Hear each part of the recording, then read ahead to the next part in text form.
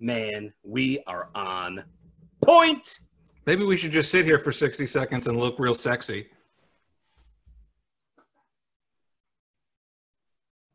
Nah, that's boring. Let's hit it. Inside.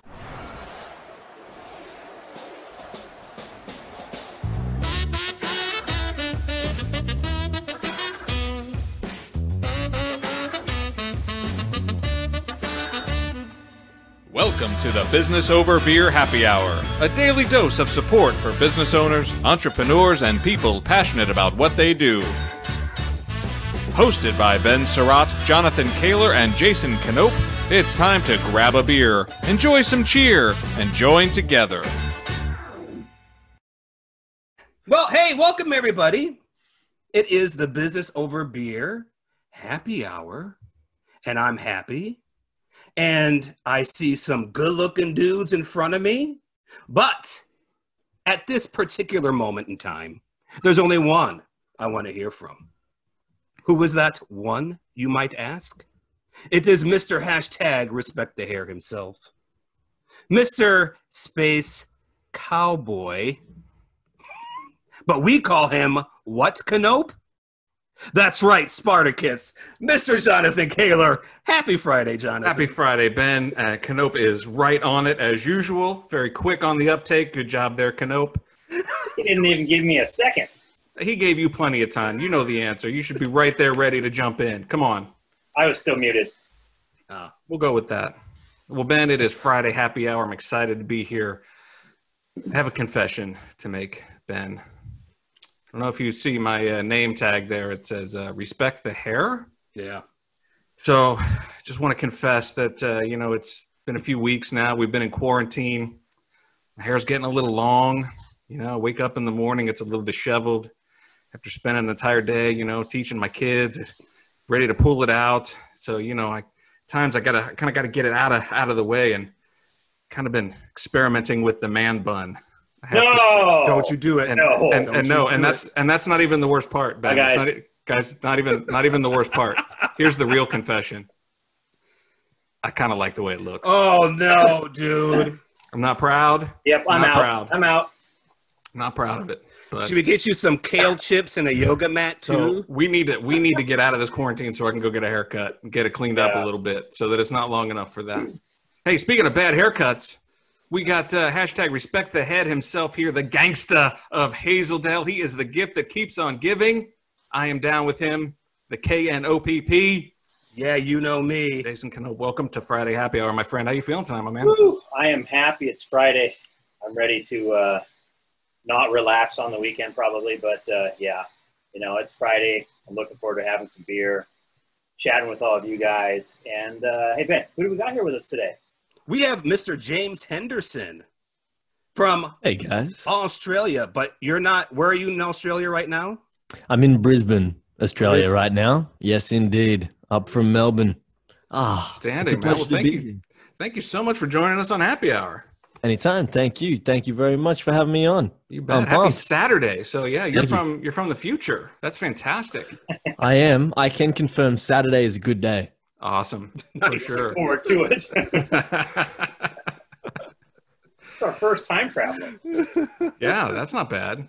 That's not bad. We should market that. Maybe we'll get some listeners this week. So, hey, this is Business Over Beer. We typically like to start with your business, and we were chatting a little bit off the air about all the stuff that you got going on. I'm excited to get into that.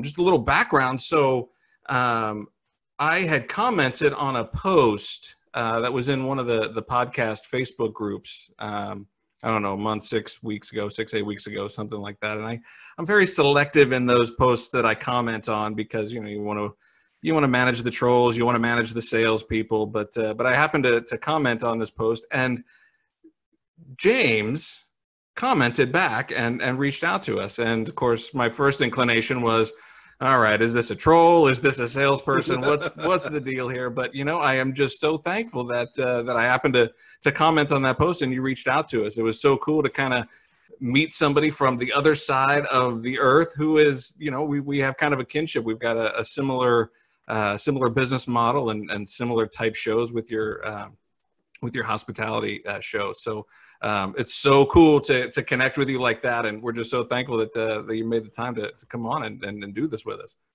Anytime. And likewise, Jonathan, thank you very much. I'm glad you commented on the post, and I try in a similar way. I'm cautious of the posts to engage or not engage with. But yeah, there's a lot of gold out there if you mine it, if you're looking for the right stuff. So it's hard to find because there are a lot of, as you described, like a lot of salespeople and people just trying to, affiliate marketers, people trying to flog you something, and you're like, oh no. But fortunately, neither of us are those people. So we were okay. We were like, is that person that? No, okay, we're all good. So yeah, it can take a while, especially on LinkedIn these days too. So yeah, oh my no God, doubt. it's like flooded with affiliate marketers. But we're all good. We don't have to talk about that. That's fine. Right. We're not in that camp. So just start, give us sort of the 50,000 foot view of your business, Atch Media. Did I say that right? H Media, and kind of all the stuff that you're into. Well, I'll step out further because as we talked about before the program, you mentioned you realized that there was a parent entity that overarches or underpins, depending on the words you want to use for that, the rest of the operations. So Gym Sesh just came about from it's just a name that I picked, and it was my Instagram for a long time. It still is. And I ended up just using it as a company name. It's just a holding company for everything. Gym Sesh, however, has a philosophy that is very broad. So you said high level, like macro view. The most macro I can be with it is that ultimately the philosophy of Gym Sesh, the mission is to elevate universal consciousness. So that is fundamentally what we attempt to do. That's very broad, very abstract, especially for 10:30 a.m. on a Saturday. But and a skosh ambitious too, if I could chime in. Yeah, well, I mean that's how I like to roll. It's broad though, and that's really what it's about. And to define that, this is going to make sense in a second. I'll pull this down into how we actually do this. What it is Gym Sesh, to elevate universal consciousness. That means synthesizing ideas. It means learning, growing, building. So elevating the universe, our universal systems understanding of itself.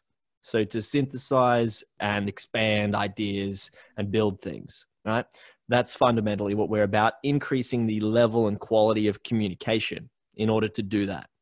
So in that, the two businesses are in the media and music industries. So if that's the media industry, which is more typically commercial. I mean, music is commercial too, but more programmatic. It's programmatic audio dialogue.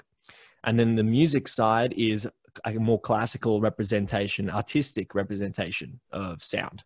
So that's how we define the two sides of the business, one media, one music.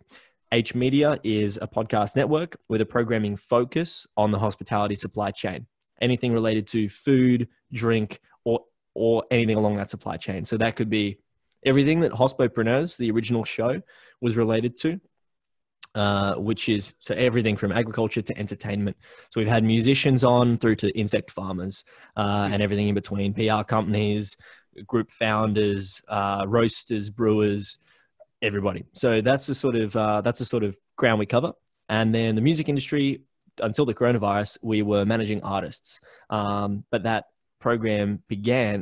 business began from a viral music festival, which we haven't even talked about. That's a whole other story.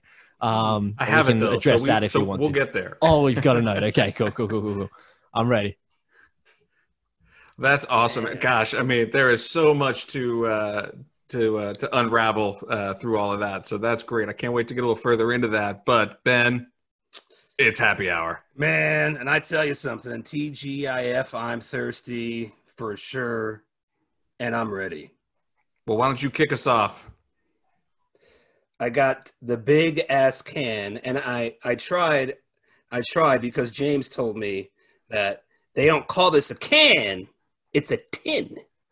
So I tried to cross out can and put tin. So I got a big ass can tin of Trusty Brewing's SR 500 Red. Nice.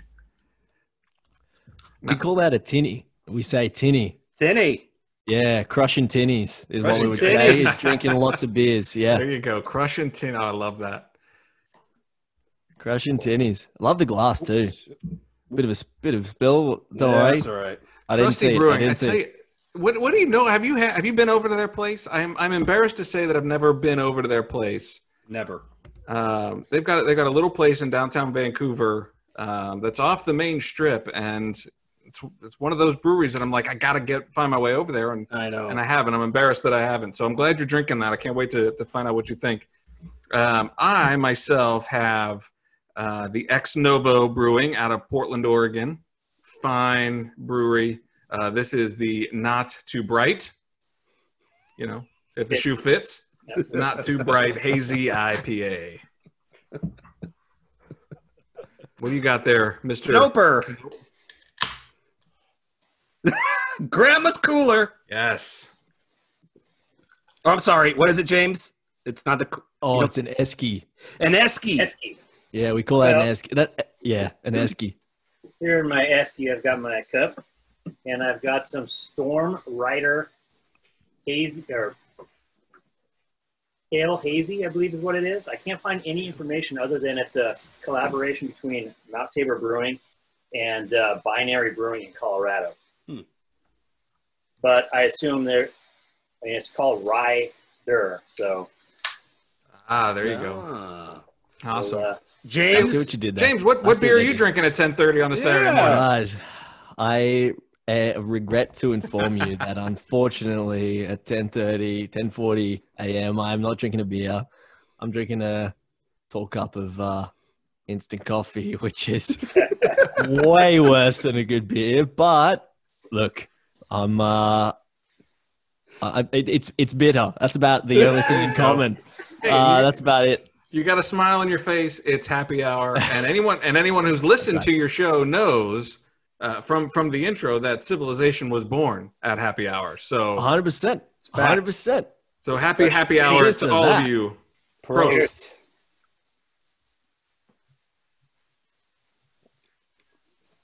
Oh man, I needed that. Trusty Red, what do you think?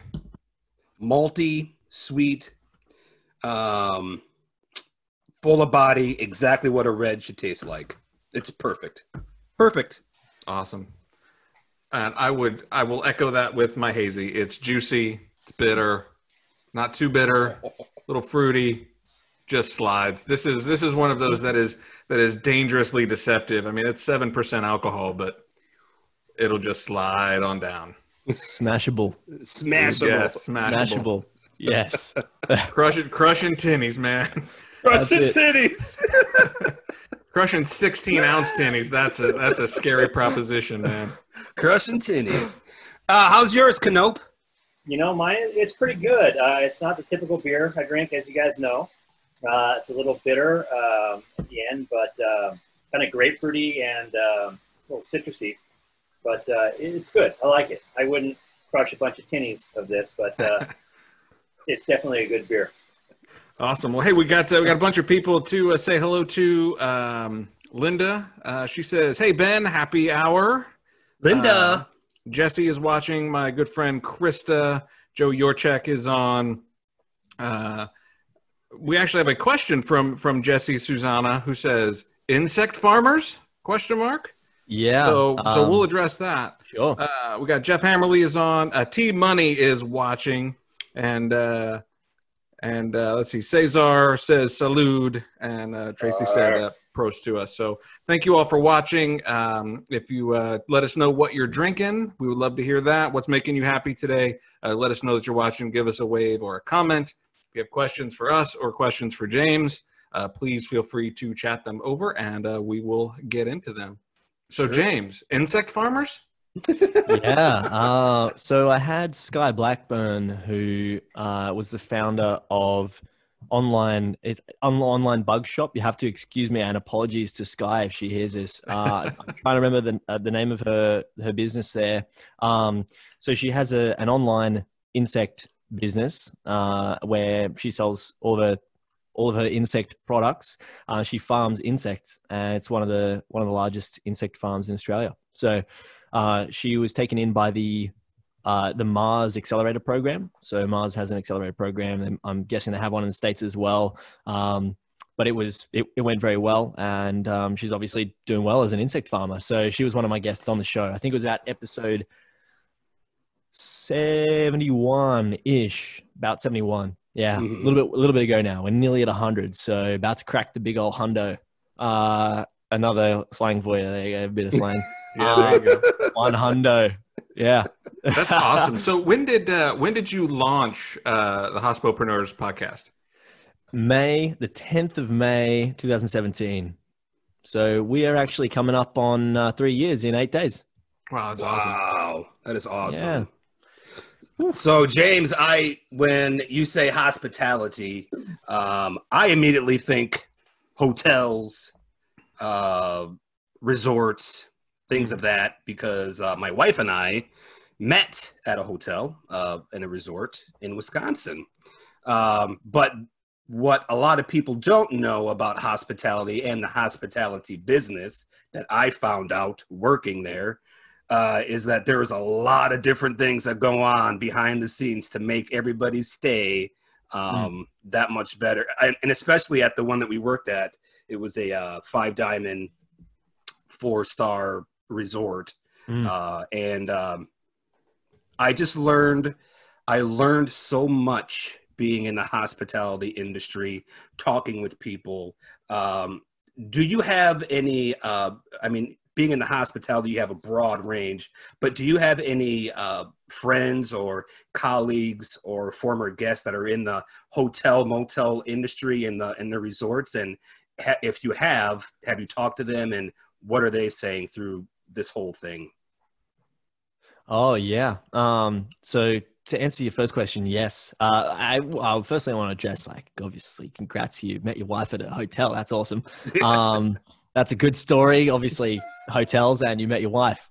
Wow, fantastic. Thank you for sharing that brief little one. I want to hear more about your story. She might have a different opinion on that. I was going to say, it's way better. It's way better for him than it was for her. So I do know a lot of people who still have been working in the hotel industry, but a lot of them have been laid off. Have a mate who works with Delta in the US. He's in Canada, sorry, and he's been laid off. He's was in Alberta, and then he was in Edmonton. So he's up there now still.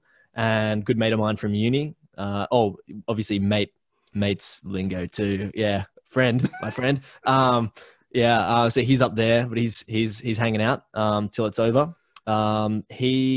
We had a conversation on one of our shows, Quarantini. So I interviewed him. Must be about 6 weeks ago now, maybe 5 weeks ago. His episode's come out, Nathaniel.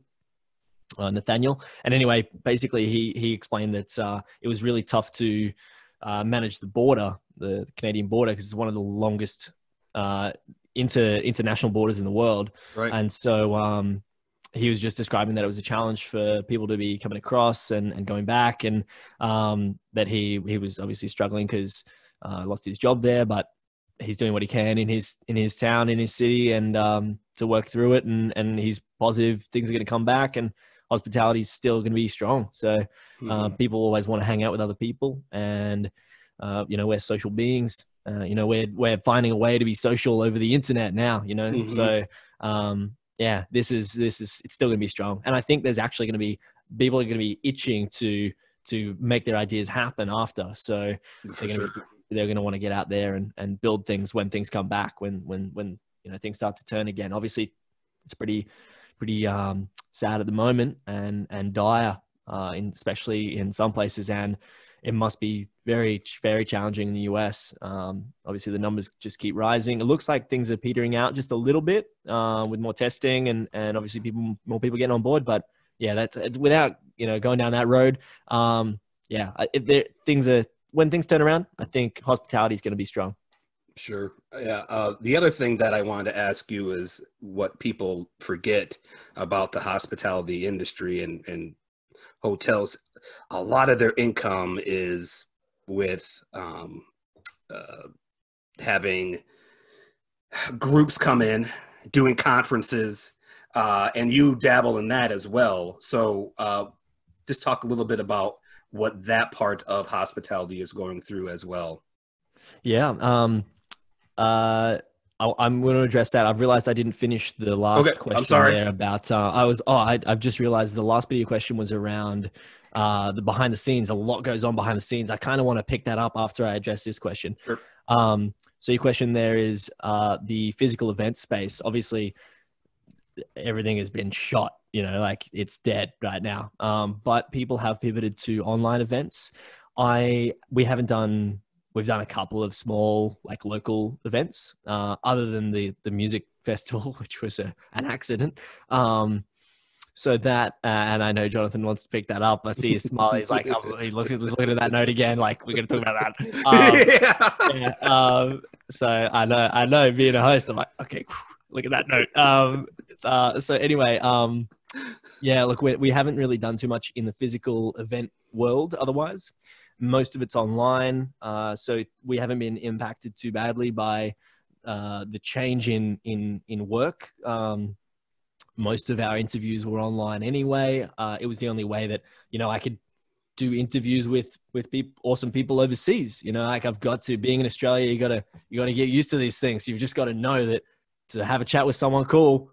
I mean, there are cool people here too, but lots of other cool people, you got to go overseas. So at least talk to them. And I came from Brisbane, which isn't the capital of Australia anyway. It's the third biggest city in Australia. So the little sibling of Sydney and Melbourne. So it's, it's not, I had to learn how to speak with other people around Australia anyway. So my own work hasn't really changed too much.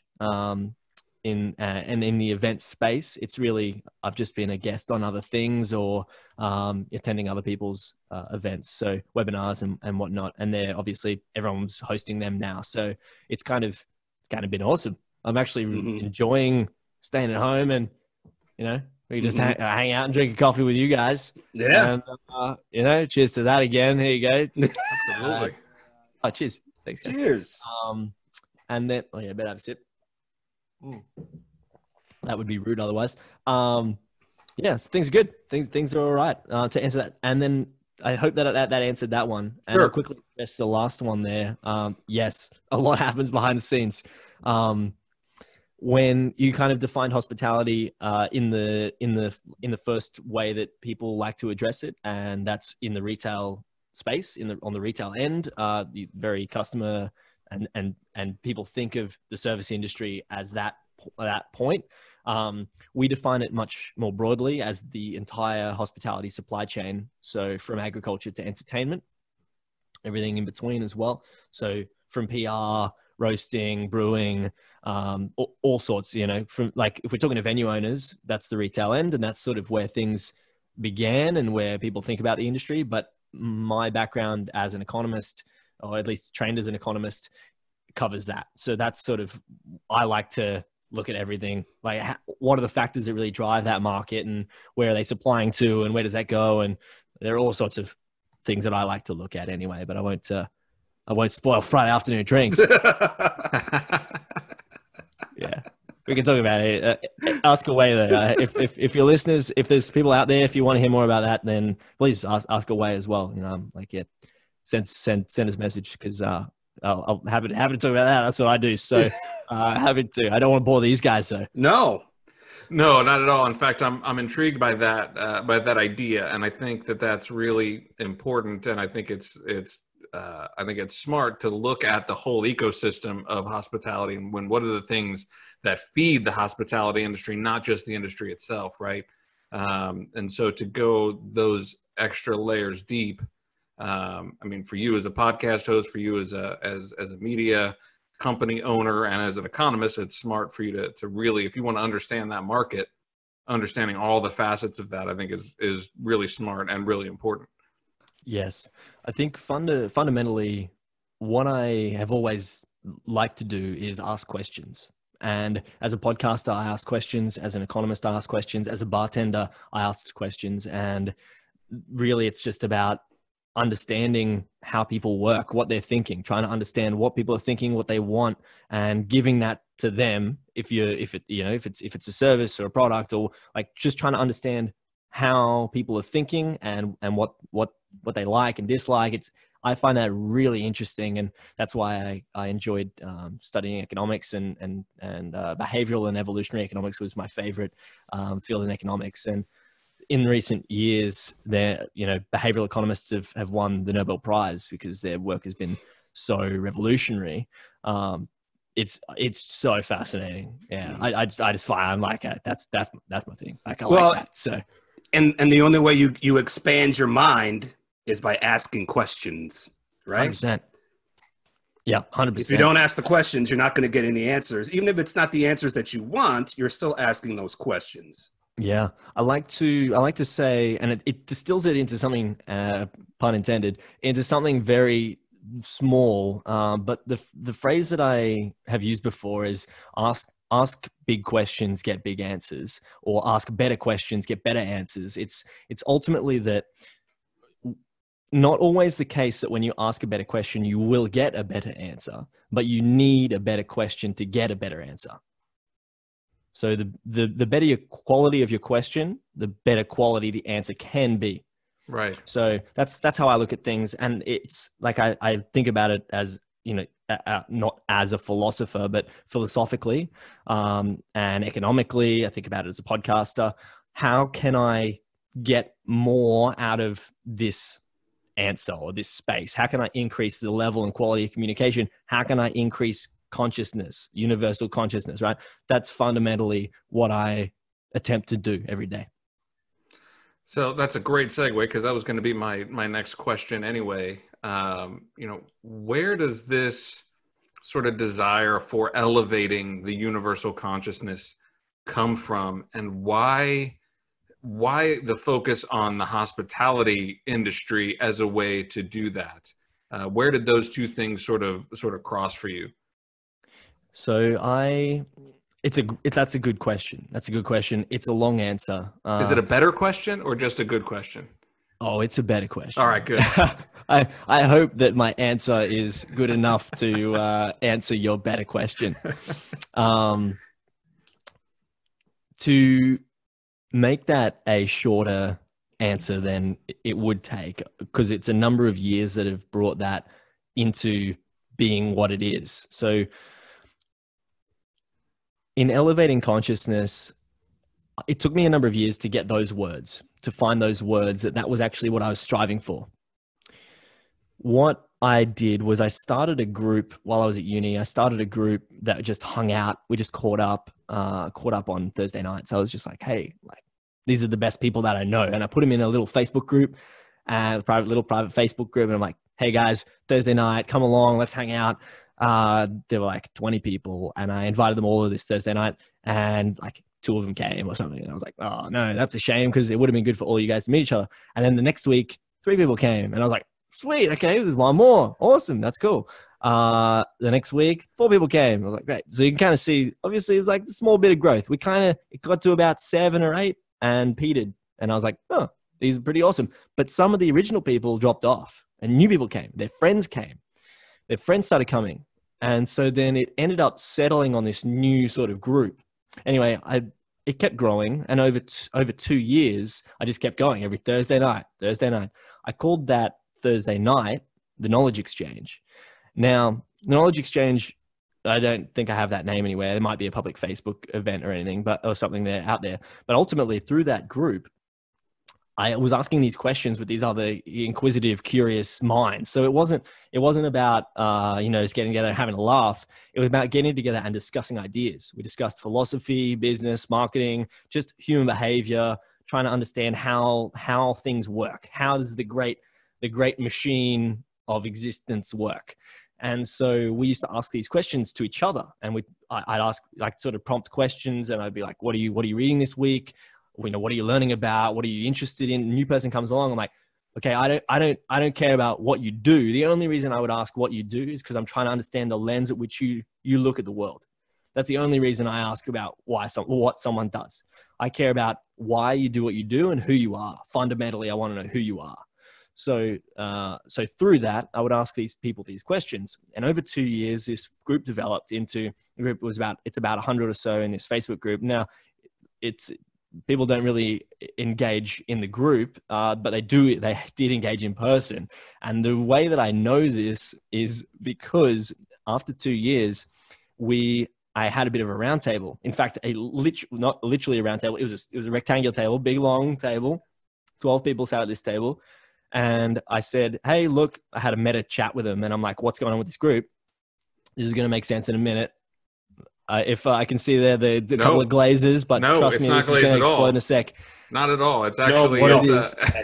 Good. For real. No, so what it is that those 12 people were like, we should hang out outside Thursday nights. I was like, okay, cool. Let's hang out outside Thursday nights. What do you want to do? And so one guy's like, oh, we should have a little picnic in the park. I was like, sweet. Okay, cool. And so we made this little Facebook event, picnic in the park, like, yeah, the knowledge exchange. Yeah. Like, let's hang out. That Facebook event, the end of the week, had 80 people interested. And I was like, oh, cool. That's too many people. Apologies, my alarm's just gone off there.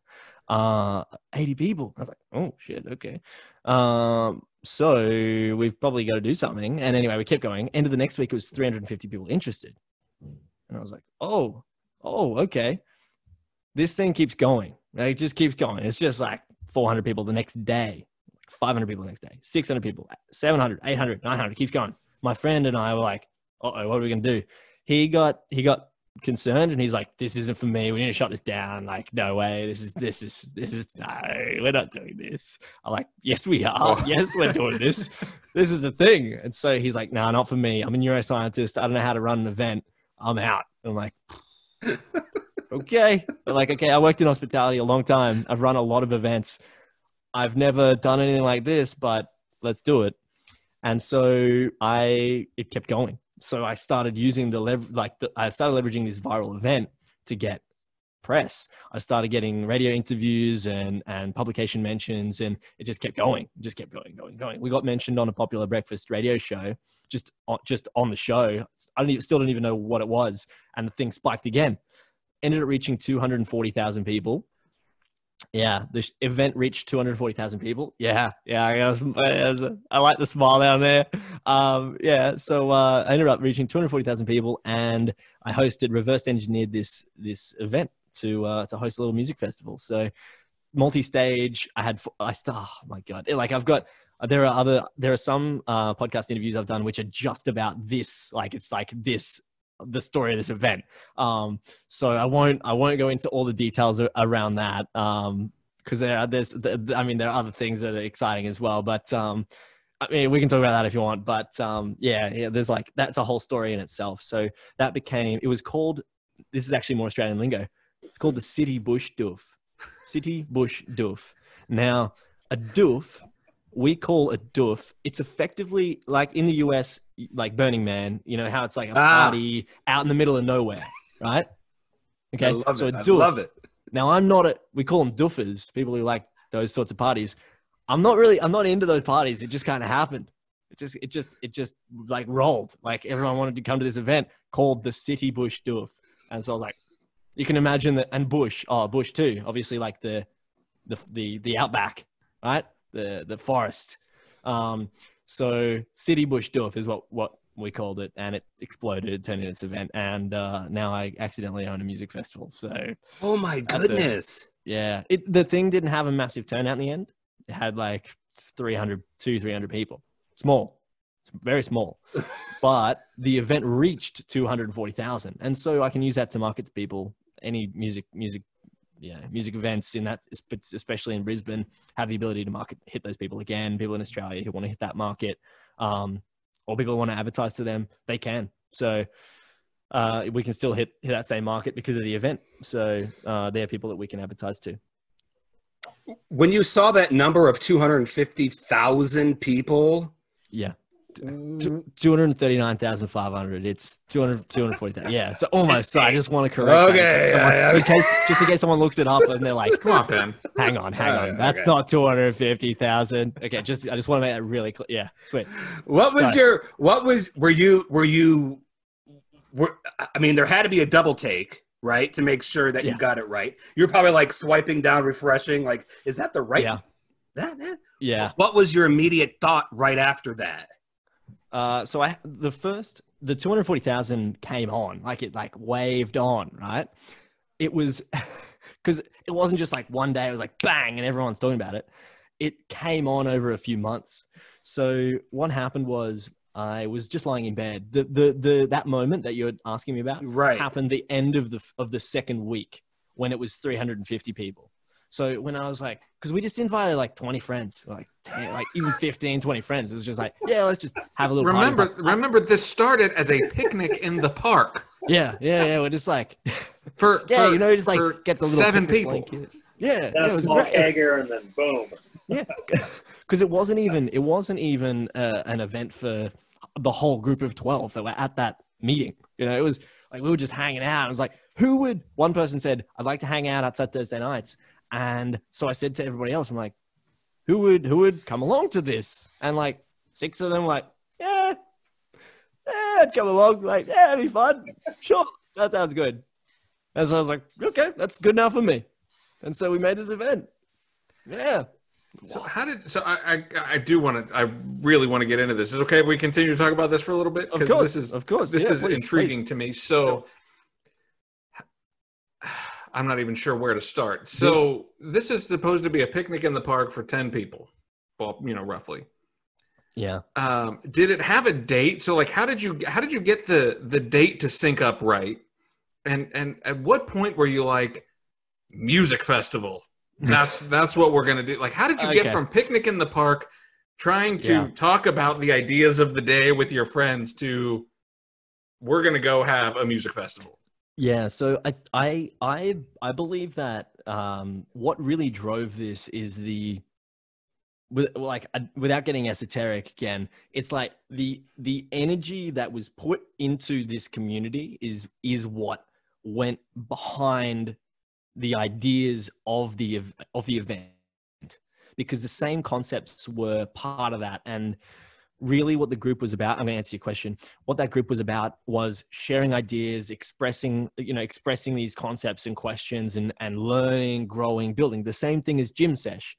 And I haven't answered the entirety of the first question about Gym Sesh, have I? I've gone down this road, but it's going to make sense, I guess, to round that out. This group is what created Gym Sesh as a company. So this group was one of those early ideas before I founded Gym Sesh. This was what I was driven by the same ideologies, and that ended up creating my other businesses and Gym Sesh as the parent company. I don't really want that to have much of a brand. I just want to quickly signpost that. But then to come back to your question there about how did it become a music festival? We were talking about ideas. We're putting this energy into this group, just like everyone's really excited about learning and discussing things and meeting other people who like talking about these things. Because we all separately, and I learned this because I tried to bring these people together, I would go out to public spaces, go out to bars, restaurants, cafes. This is why I love the hospitality industry. And it doesn't quite answer the question you asked me there before about hospitality, but I can address that too. I used to go out to these spaces and meet people. I wanted to make friends with strangers and talk about abstract ideas. I used to just try to push thought, try to express the things I was thinking and learn about other people and what are they thinking about and how can we build things and how can we expand our minds together. All these other people wanted to do the same thing. So we're all just excited that we can meet other people who are okay sitting with these things. And we have 3 core tenets in this community, and they sort of built over time as well. And now they're fundamental to the Gym Sesh philosophy. But the reason it became a music festival was because this interest just kept growing. This interest just kept snowballing. It was like 900 people interested, and none of us have touched the event. We just liked it. So like, yeah, I'm going to that. Thanks. And then everyone's seeing that come up on Facebook. So-and-so is going to this event. I was like, City Bush stuff. I want to go to that. And then people start sharing it. They're like, yeah, I want to go to that. And then share, and then share, and then share, and then share, and then everyone's liking it, sharing it. And it went viral. So, it was a picnic in the park, but the original event wasn't. I mean, we put it there as some of the copy was a joke for us. It was like, yeah, like we'll hang out. And the picture was a picture of a music festival. So we were like, yeah, it's just a picnic in the park. So by the way, anyone listening, I've bought that now. City Bush Stuff is the name. Like I own that name now, so please don't use that. When are we going to get our shirts? Yeah, I should make shirts for it. That's a good idea. But if you want to host an event like that, then please tell me. I'm happy to accommodate, to do a JV or something. Yeah, I wanted to say it became a music festival from that interest. Just kept snowballing. And so I went, there's so much interest in this event. Well, I've got to put on some music. Like it was going to be me on the decks in the park, right? Me, just like spinning some tunes, like, hey, wiki, you know, like, I'm like, yeah, okay. So yeah, I was like, yeah. So I put a crowdfunding link for a generator so I could plug the decks, because I was like, hang on, there's no power point in the park. How am I gonna even play the decks? So I had to get a generator. So I'm like, sweet, crowdfund this generator. And so I posted in the group, I put a link, changed the event. I'm like, oh guys, like, really sorry. We're like some poor uni students. We need some cash for this generator. And so the generator, a couple of people gave me some money for the generator. I got about $100. I was like, gets me closer to the generator. I was like, sweet. And then I went, okay, well, it keeps growing. So this thing, if people just turn up to the park and they see me DJing, they're going to be upset, even if it's a free event. I guarantee. They're going to be like, I wouldn't even come in for free, right? So anyway, I went, well, I got to have some DJs. I got to have some real DJs. So I started talking to people, because I was working in bars. I didn't know any DJs except the people who DJed at my venue. So I was like, okay, cool. I'll talk to those guys. And then the better ones, I was learning the better ones. I didn't know anything about the music industry at this time as well. So I've learned all this since. So went to the venues I worked at. I'm like, hey, can you DJ at my festival? And the ones who were earlier on in the night, obviously aren't as, you know, not the headlining ones at the busy times. They're like, yeah, sure. And then the bigger ones were like, oh, you got to talk to my agent, or you got to talk to, the guy who books me. I'm like, oh, okay. I'm like, okay. So I'm learning, okay, the good ones have bookers. They got booking agents. So I start looking up booking agents and finding the best DJs. I'm just Googling like the best DJs I know. It was really hard to talk to them, obviously. So, and they're obviously very expensive. So anyway, you can see here that I'm trying to get bigger and better DJs. So how can I pay for that? I'm like, okay, well, I can't pay for that all myself. I got to sell tickets. So I was like, okay, well, I got to sell tickets for these people. So, I mean, let's find a way to make tickets. And then Oztix, which is an Australian ticketing website, sent me an email saying, we can do an individual link for you. We love your event. We can do an individual link for you. Like a custom Did they link. contact you? They contacted you? It must have been through somebody else. Because I have an email from Oztix saying that they can do a custom link. Maybe it was with the venue. But they contacted you. Yeah, I think it was with the venue. I think it might have been through the venue. I have a feeling that the venue had a relationship with them already, existing relationship. So we had a custom link on Oztix for the City Bush stuff, and we start selling tickets. So, okay, so I'm like, what's this ticket price going to be? So I'm looking at these other festivals. I'm like, well, we're not as big as those guys, so we need to be cheaper than them. I'm trying to work out this price, but we've got to cover our costs. Anyway, all the business questions, right? So I just sold some tickets. I was like, okay, let's just put it up and see what we get. And we post this, and tickets are live now. And so anyway, we got some people who bought tickets, and it went from there. Like that's how we sold tickets. So now you can see it's turned into selling tickets, multi DJ. I'm like, multi-stage. Let's just book the venue. I was like, yeah, we'll just book the venue. Let's get the venue now. So I booked the whole venue. We had 2 stages at the venue, one inside, one outside. It was a thing. So 14 artists at the event, 5 more at the after party, at another venue. So 2 venues. And I DJ'd still. Did you really? Yeah, I did. Yeah. Wait, have you ever DJ'd before? Yeah. Okay. I did like an opening set at a pub, right? At like pub. You say pub? What do you? That's good. Yeah. Bar. Yeah. A bar, but it was like like they serve beer. It's like it's not a bar. It's not like a classy bar. It was like, afternoon Sunday sesh. Like you want your beers in the afternoon. So right. It's like Applebee's. I was gonna say it's a dive bar. Is it TGI Fridays? Is that the place?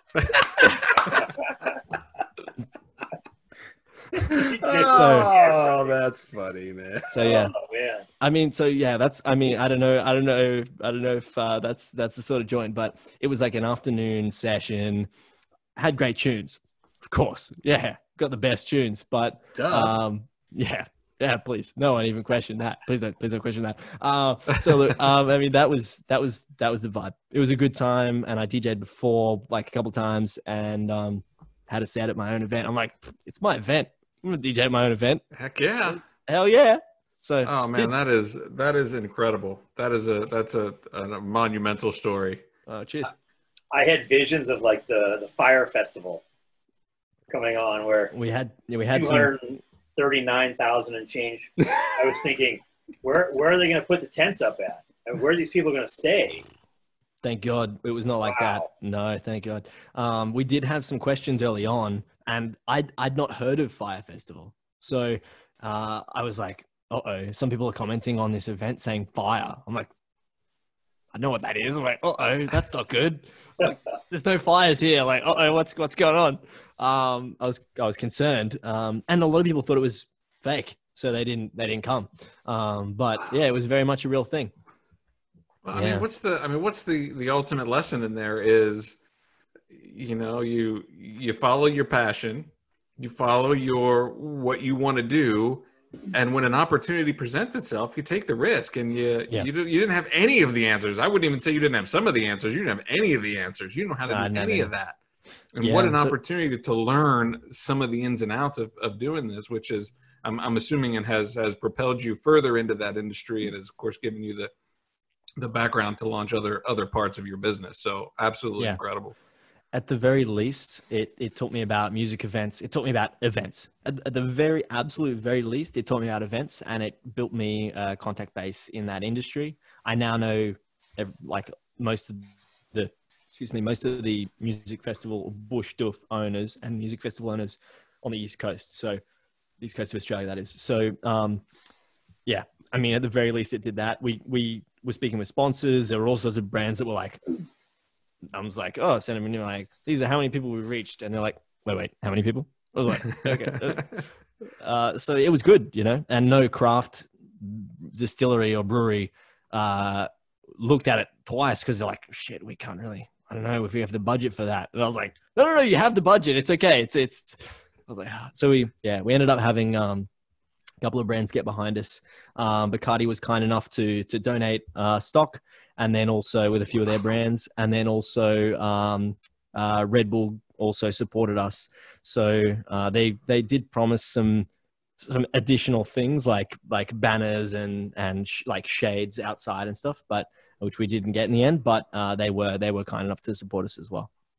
Well, the biggest question that I have is when is the City Bush Doof 2? I don't know if it's going to return. That's the thing. You're just going to let it be the legend, right? The legend of the City Bush Doof. Yeah, people will know. 2017 in Brisbane. That was it. If you were there, you were there. Look, man, if you ever have the City Bush Doof, the sequel, I'm there. I'm coming. Great. You can follow the Facebook page, please. Yeah, I love it. The page, by the way, I want to draw attention to this as well, like the 250,000 people thing. The Facebook page, I would love to get the sort of likes that we had on the interest on the event. I haven't managed to pull that over. So the page itself has a minuscule number, like it's like 800 likes. But the event, look up the event, it's City Bush Doof, and then in square brackets, CBD. Right. So that's the event. You'll see there 240,000. Oh, I don't think you can see 240,000. It's like you see the interested and going, but all the metrics are only for the host of the event. But happy to share a screenshot if there's any dispute there for sure. But yeah, the page. I'm trying to get that page some more likes. So love to get some support for that. If we do it again, I'd love to do another one. I'm actually looking at doing something else interesting. Yeah. Can you talk about it? You can't talk about it yet, can you? I see the look in your eye. You want to talk about it. If I say it, I have to commit to it, and I haven't committed to it yet. Because once I commit to it, as you can tell from this story, it's happening. A Bob exclusive. Look, nobody listens to our show, so it's just the nobody's three of going us, to man. know. You'd have Just the four of us 15 talking. solid people wanting to go to Australia. Next time. We won't force the hand there. I'm looking at doing something online anyway, like a digital doof is what I'm looking at calling it. Yeah. There you go. Doof. That's got some marketability, doesn't it? The digital doof. Yeah, I like that. Well, hey, I have a mediocre question based on the standards that these two have set for me. I'm interested in one of your programs, Trash Talk, and how that came about. Trash Talk is a program that started from the first very passionate listener that I met of Hospopreneurs. So Hospopreneurs being the original show, I was running that, built that, as I mentioned there, 3 years. It's coming up on 3 years in 8 days. Hospopreneurs was ticking away, and it kind of, as I described there earlier, in Australia, you got to get to, you got to learn your technology so you can meet these people. What's one step better than that is obviously meeting those people, going to that city, entrenching yourself in that industry, in that city. So I kind of capped out where I was going to get in Brisbane, and I moved down to Melbourne. So I moved down to Melbourne last year, and I helped open one of the best venues around in Melbourne. I mean, coronavirus has obviously changed a lot, but it's still an excellent venue. And I believe they're still operating. Bar Margot, founded by Made in the Shade Group, Michael and Zara Magison. Anyway, that's excellent venue in Australia. Very highly regarded, bar of the year. It's a great venue. But anyway, I moved down there to help open that. I kind of helped my move down and further entrench me in the hospitality industry in Australia. And in that, when I was down there, I just went around to venues, and obviously I'm trying to meet new people, get to know the industry, going to bars, and a lot of bartenders listen to the show, or at least like the passionate and engaged, ambitious community within the hospitality industry operationally, but then also we have an entrepreneurial listener base, a more business skewed listener base. Being my sort of background, that's who I resonate with, and the direction I like to take the show. But anyway, I went out and met people in the industry, and this one girl, Sarah, was working in a craft beer and whiskey bar called Boilermaker House. There we go. It's like perked up. I like that. Great bar by the Speakeasy Group. Anyway, so Sarah was in there, and I went up to the bar, and I'm like, "Hey, I'm new here. Like, I'm new to Melbourne. Nice to meet you. What's your name?" Did the hellos, and she's like, "What do you do?" I said, "Oh, I run a podcast." That's how I introduced myself. It's like, I run a podcast. Moved down here to help build that. And then she's like, "Oh, what's your show about?" And I said, "Oh, it's about the hospitality industry." And she said, "Oh my God, you should listen to the Hospopreneurs podcast." And I was like, "Holy shit!" It's like, yeah. I was like, "That's actually my show." And she's like, "Oh my God, you're James Henderson." I was like, "Yes, that's me." Dude, that is awesome. Yeah, it was so cool. I was like, "Oh my God, that's awesome." So I was running the show for 2 years, and then I didn't realize that there were some of these people were listening. So I ended up meeting one of my listeners, and Sarah was so passionate about the show. She's like, "Oh, I've listened to every episode. I've listened to some of them twice, even 3 times." And I was like, "Holy shit, you're awesome." I was like, "You're the one." I was like, nice. I was like, "Great." I was like, "Sweet, keep going." So anyway, Sarah, I brought Sarah on. We had a chat. We became friends, and we had a good chat for a while. And it ended up being that she was really passionate about sustainability and waste management. And she was like, I really want to be doing that. I want to be talking about those things and learning about those things and in that industry. Like, I love hospitality, but I want to be doing it with booze and I want to be looking at that, like cocktails. I want to be making sustainable cocktails. I'm like, well, how about we just make you a show? And she's like, "Oh my God, that sounds awesome. Like, I get to work with you." I was like, yeah, absolutely. Like, let's do it. Like, let's do it. And so from there, we started planning out this show.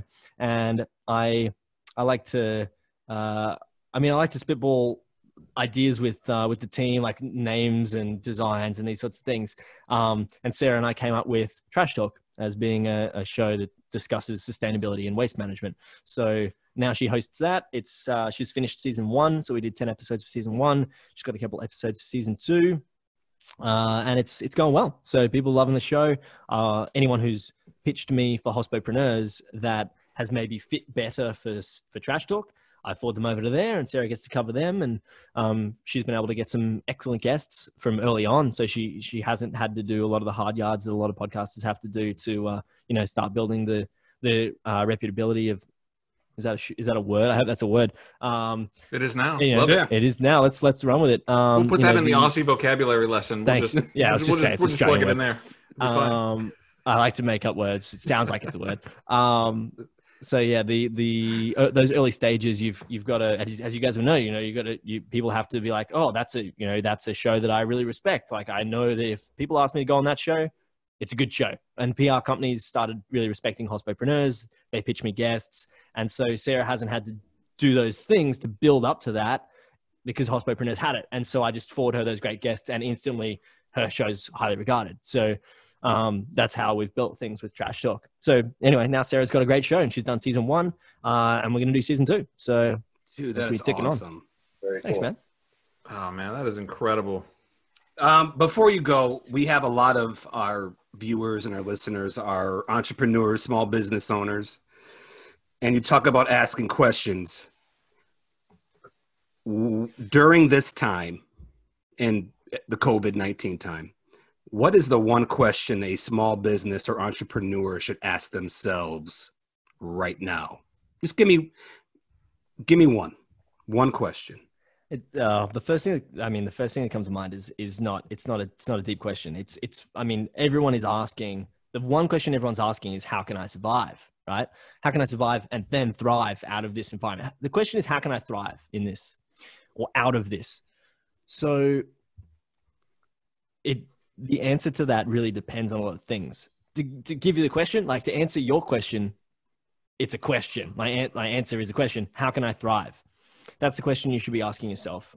But it's not like, I want to give you a better answer because that's not really deep and insightful as really like to punch, like to like be like, hey, James Henderson signing off. Boom. Like it's not like leave you with that shower thought. No, but I know what you're saying because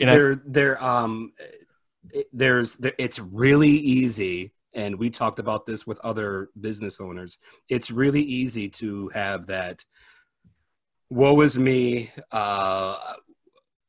that chip on the shoulder. Yeah. This is that. And I'm just not going to address the business right now. The head in the sand stuff. Yeah. But you need to look yourself in the mirror, take that chip off your shoulder and say, okay, now that I'm mad and upset and I know that I'm going to be losing business, what can I do to thrive? Yeah, to thrive. Love it, bro. Well, I think it comes back to what we talked about earlier is, and it's not even about asking the better question, but you have to be asking questions, right? Instead of making statements, instead of wallowing, instead of complaining, turn it around and just start asking yourself questions. Yeah. And it's out of those questions that you will start to find answers. And if you can do that instead of doing letting yourself go to that negative place, you'll start to find the answers to that question of how can I start to thrive? Yeah. 100%.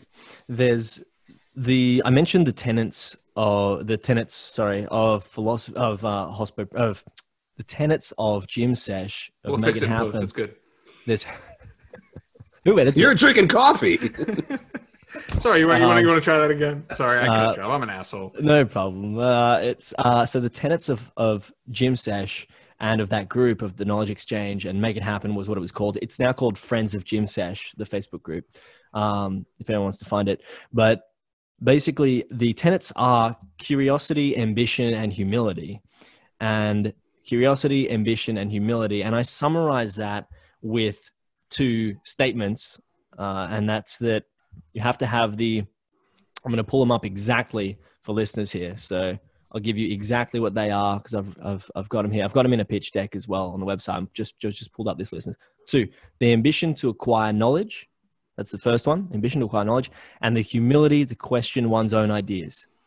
Love that. That's really what fuels that. And so that's what gets you past any ego you have associated with this. Like you mentioned, chip on your shoulder. It pushes you past any of these other sorts of internal issues you have going on. You've got to just, bite the bullet. You got to swallow it. It's like, this is a time when you can't be thinking, oh, what will people think of me if I do this? Like, how will people? No one cares. Like, everyone's hurting. There are some people who are thriving, and they're few and far between right now. And like we've talked about on the show with these guys, there's no right answer right now. Yeah. We're all going through this together, and we're all exploring every idea. And I James, you are awesome because you're passionate about not only what you're doing, but you're not afraid to ask those questions to yourself, because those are the toughest questions, to look in the mirror and say, who am I right now? Because things are going to change after this. We're going to change. Our business model is going to change, but we're still going to be around. How can we thrive? I love that, man. That's the question. Yeah. How can I love it. I love it. Well, look, man, we've never met in person before. I listened to your show. We exchanged a few, messengers back and forth, and I liked what you were all about, but I had no idea to the level that I would appreciate what you're all about. And I've enjoyed this so much. Keep doing what you're doing. I feel like I am a friend of Jim Sesh now, because everything that you're talking about is what I believe. I think it's what our show tries to be about. But I feel a challenge, right? I feel this like challenge to be better and to rise above our mission, and say, okay, let's make sure we are satisfying our mission and doing everything that we can in that ambitious and humble and curious way. So, man, I just love this conversation. I hope we can stay in touch. I'd love to have you back after all of this at some point. But man, really, really appreciate the conversation. It was great. Love to. And thank you very much for such kind words and having me on the program and having a laugh with me and listening to my stories. I've got a few, obviously. So it was a pleasure to join you guys, and I appreciate you having me on. Absolutely. If people want to find out more about you and your business, where is the best place to find you? Contact me on Instagram, Jimsesh, JIMSESH. I don't think I spelt it out until now. I hope that's in there somewhere, but I'm sure you guys got it in the show notes, or at least somewhere else. But Jimsesh or H Media, AYCH.media. That's the website. Otherwise, LinkedIn. Anyway, any of those places you can find me online. So we will have this video, obviously, will live natively here on Facebook, but we will get the video posted off to our YouTube channel, and the recordings will be on all of our podcast channels a week from today. And the links of everything that we talked about will be in the show notes, and hopefully in our blog post. We're having some technical issues on the blog right now, but once we get those resolved, we'll have a blog post that will also have all the information about the things that we talked about. So look for that a week from today. Easy. Thank you very much. Yes. If people want to find business over beer, where do they go? They go to bizoverbeer.com, bizoverbeer.com. And we got all our social handles there. We've got the blog with some technical difficulties currently, but we've got YouTube links to our podcast. We've got audio links to our podcast. You can also find us, let me get out of the way. Thank God. Finally. Monday, Wednesday, and Friday, right here, 5:30 live for happy hour. And we have got a wonderful week next week. We have got the CEO of Backwoods Brewing will be joining us on Monday. We've got Andy Costello, who is in the real estate industry, local real estate, talking about the impacts to her business and in our community.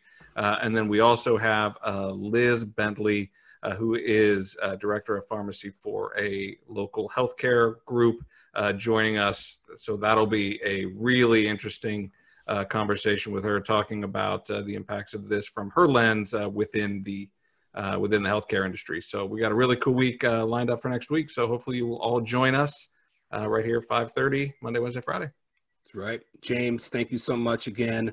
Have a great Saturday. Everybody will plug your podcasts and everything. And Kaylor, Canope, listeners, viewers, thank you so much. Have a fantastic weekend, everybody. See you next time. Good night.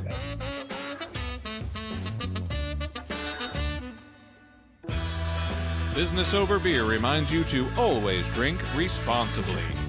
Our theme song is Alley Cat by Soul Shifters. Thanks for listening, and we'll see you at the next Business Over Beer Happy Hour. Just come out with some Australian lingo, please, because I want to make sure I'm not speaking gibberish. Like let's make sure that everyone Context, it's usually easy enough to figure out. Like tin was a good one right there. You're Tin. like, yeah, it says it right there on the tin. Hey Ben, maybe you can make our guest feel a little more at home. You could like Sharpie out can and write tin, big ass tin. Big ass. Yeah. I didn't understand. We got to screenshot that. Oh, the lights. Thank you. Yeah, light. Please do. I'll take a picture of it for you. We'll get it.